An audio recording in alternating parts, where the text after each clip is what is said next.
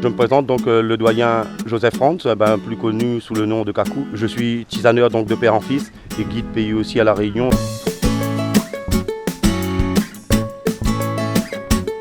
En fait, j'ai repris le relais de mon père. J'ai appris ça dès mon plus jeune âge, donc à partir de l'âge de 8 ans, je partais en forêt avec mon père. On se réveillait très tôt donc pour monter en forêt, donc à l'époque on partait du village.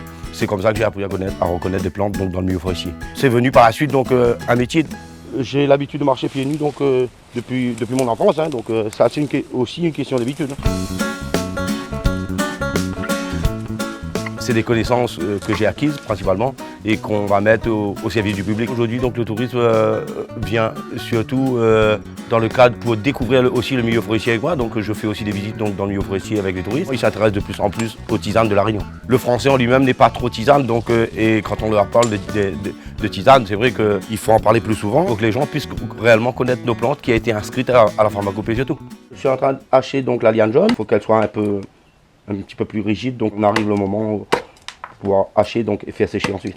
J'avais l'habitude de rencontrer beaucoup de monde déjà dès mon plus jeune âge, donc avec mon père quand on vendait les tisanes. Donc, en fait, je m'appelle le doyen Franz, mais mon surnom c'est Kakou. Mais Kakou, parce qu'en fait, déjà à l'école, je faisais les 400 coups. Je suis fier de travailler dans le tourisme et de pouvoir mettre l'île de La Réunion en l'air.